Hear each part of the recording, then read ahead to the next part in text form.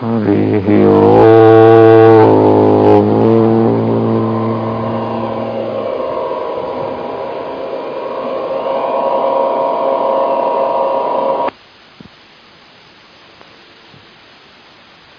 वैसे ही सब में एक ही प्रकार का चैतन्य सत्ता है और वो मैं हूँ चैतन्य। ऐसा जो चिंतन करता है वो चैतन्य स्वरूप में विश्रांति पाता है। गन्ने तो भिन्न भिन्न है लेकिन रस सब में एक है।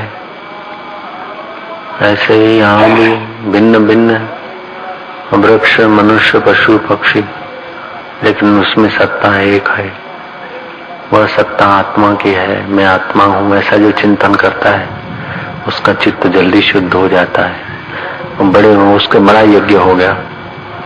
तो इसको धुआं चाटने वाला यज्ञ करो चाहे न करो, पंचगवी खाने की उसको कोई जरूरत नहीं। फिर उसने तो 5 भूतों को ही खा लिया। जय श्री राम। हाँ जी, ऐसे ही जगत रूपी दूध में ब्रह्म रूपी घी छुपा है। दूध में से घी निकालना है तो उसको जमाओ, फिर मंथन करो, मक्खन बनाओ, फिर तपाओ। ऐसे ही जगत रूपी दूध में से परमात्मा रूपी घी का साक्षात्कार करना है तो फिर तृप्ति को जरा शांत होने दो, फिर विचार करो। विचार की मंथनी से मैं कौन हूँ, तो फिर ईश्वर रूपी घी प्रकट हो जाएगा। ऐसा नहीं कि 2 हाथ पैर वाला कोई खड़ा हो जाएगा या कोई आकृति दिखेगी या कोई धड़ाका होगा। नहीं, संकल्प विकल्प शांत होने के बाद जो तुम्हारा मूल स्वरूप है वो तुम मानोगे कि मैं ही हूँ चेतन आत्मा। कुछ दिखेगा तब तक धोखा है, दिखेगा तब तक दूर की चीज है। कोई प्रकाश देखा, कोई गुरुजी आ गए, कोई देवी आ गया, कोई देवता आ गया, तब तक सब पड़ाव है, मंजिल नहीं है। मंजिल तो वो हो जाती है निरामय शांत दशा। वो तो वही जाने, उसका वर्णन नहीं होता, वो अनुभव में आता है, बयान नहीं होता उसका। उसके इर्द गिर्द की बातें कही जाती है, वो तो अंदर ही अपनी तृप्ति आप ही बोलती है। ओम ओम ओम। फिर उसको राग और द्वेष नहीं होगा। राग द्वेष बाहर से दिखेगा, चित्त में राग और द्वेष के वक्त आंदोलन पैदा नहीं होंगे, मौत का भय नहीं होगा, जीने की इच्छा नहीं होगी, अंदर कोई वासना नहीं ठहरेगी। उसका सहज स्वाभाविक निर्दोष जीवन होगा। बाहर से भले उसका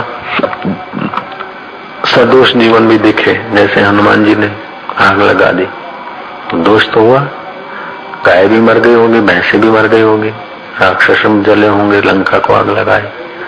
राम जी ने बाली को मार दिया, कृष्ण ने मामा को सफा कर दिया, लेकिन कृष्ण की ओर से नहीं था। कृष्ण अपने सुख के लिए मामा को नहीं मार रहे थे। हनुमान ने कोई प्लान नहीं घड़ा था कि बस रावण को जाके लंका जलाना है। उसका कोई जलाने का प्लान नहीं था और न जलाने का कोई आग्रह नहीं था। परिस्थितियां ऐसी थी, उसके द्वारा हो गया। वो होने देता है, करता नहीं है। क्रोध आया तो होने दिया। रमण महर्षि डंडा लेकर किसी पंडित के पीछे भागे। आश्रम में चोर आए, महर्षि ने कहा कि भले ले जाए, कोई बात नहीं।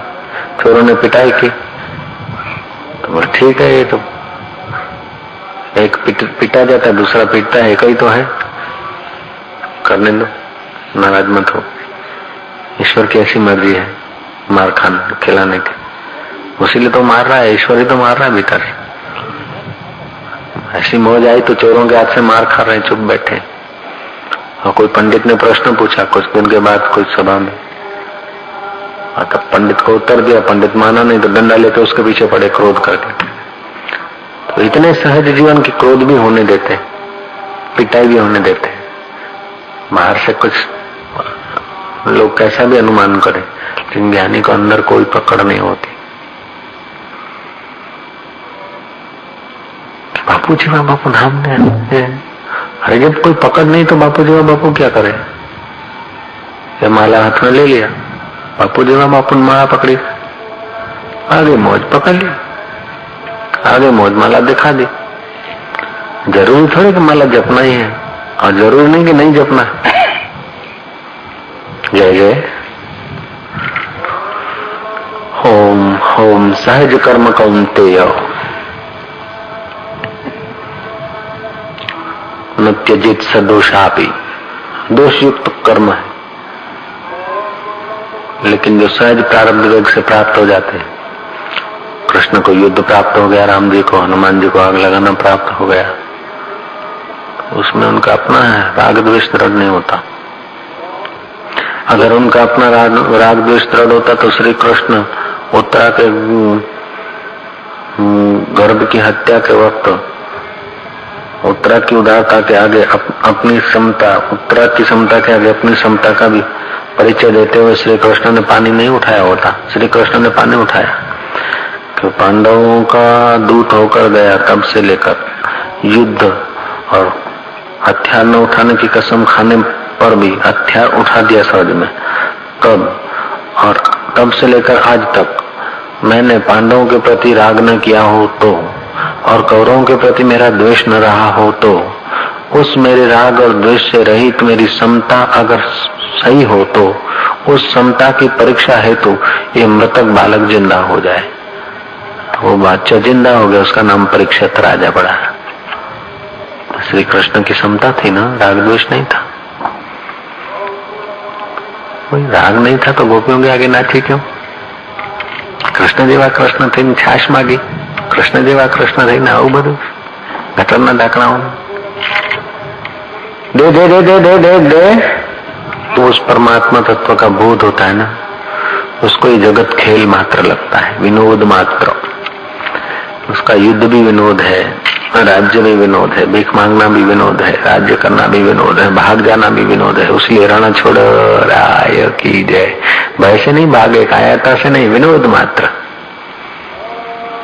विनोद मात्र व्यवहार जेनो ब्रह्मनिष्ठ प्रमाण। बापू હું તો મરી ગયો, મારું કોઈ કહેવું માનતા નથી, કોઈ છોકરીઓ મારા કહેવામાં ચાલતી નથી। अरे तुम्हारा मन तुम्हारे कहने में नहीं, छोकरियों का मन भी छोकरियों के कहने में नहीं, छोकराओं का मन भी कहने में नहीं, उसीलिए सब लोग दुखी है।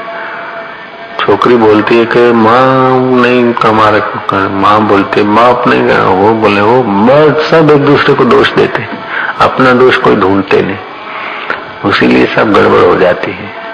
अपनी तरफ से कमियां खोजते जाए, छोकरी भी अपने तरफ से कमी खोजे, छोकरा भी अपने तरफ से कमी खोजे, बाप भी अपने तरफ से कमी खोजे, तो ये कमियां निकाल दे खोज खोज के बस।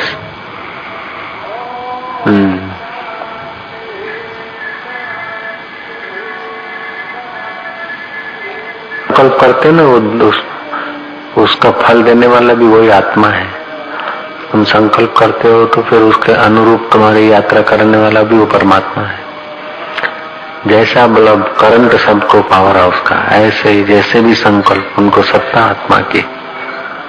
पहले आत्मा है, बाद में प्रवृत्ति है। आत्मा सत्ता से सब हो रहा है, उसी को नहीं जान रहे। पहले तो जल है, बाद में तरंग, पहले सोना बाद में गहना। ऐसे पहले तो परमात्मा है, बाद में जगत दिखता है। हमको तो जगत ही दिखता है, परमात्मा खो गया। जो मन को सत्ता देता है उस परमात्मा की हम उपासना करते हैं। जो बुद्धि को निहार रहा है उसी परमात्मा में हम डूब रहे हैं। जो हमारी आंखों को हिलचाल करने की सत्ता देता है वही चैतन्य परमात्मा में हमारा चित्त शांत हो रहा है। जो हेय उपादेय बुद्धि का साक्षी है उस शुद्ध चैतन्य स्वरूप आत्मा की हम उपासना करते हैं। जो चल और अचल वृत्तियों का साक्षी है उस अंतर्यामी आत्मा की हम उपासना करते हैं। जो पुत्र में, पुत्री में, पत्नी में, पति में, वृक्ष में, पशु में, पक्षी में अपनी चेतना प्रसारित कर रहा है। जागृत में होते हुए भी घोर सुषुप्ति की दशा शांत है। सक्रिय होते हुए भी जो निष्क्रिय है, निष्क्रिय होते हुए भी जो सबको सत्ता दे रहा है, उस आत्मा की हम उपासना करते हैं। ऐसा चिंतन करते करते वो आत्मा चैतन्य मैं हूँ, मेरा मुझको नमस्कार है। मैं शांत स्वरूप आत्मा हूँ, मैं शुद्ध स्वरूप हूँ, सच्चिदानंद स्वरूप आत्मा, वही वास्तव में मेरा स्वरूप है। ओम शांति, खूब शांति। मैं शांत स्वरूप हूँ, शुद्ध हूँ, एक रस हूँ। जन्म मृत्यु मेरा धर्म नहीं, पुण्य पाप कुछ कर्म नहीं। मैं अज हूँ, निर्लेप हूँ, मैं चिदानंद स्वरूप हूँ। मनो बुद्धि अहंकार चित्तानि नाहम्, न च श्रोत्र जीवे न च धारण नेत्रे, न व्योम भूमि न तेजो न वायु, चिदानंद रूपम शिवोहम शिवोहम। अहम निर्विकल्पो निराकार रूपो, विभु व्याप्त सर्वत्र सर्वेन्द्रियाणाम्, सदा में समत्वम न मुक्ति न बंधो, चिदानंद रूपो शिवोहम शिवोहम। इस प्रकार जो आत्मा का चिंतन करते हैं, आत्मा की आराधना करते हैं, वे जल्दी जल्दी आत्मज्ञान के रास्ते को तय कर लेते हैं, स्वयं आत्म प्रकाश में प्रकाशित हो जाते हैं। सत्संग से वंचित होना महान पापों का फल होता है और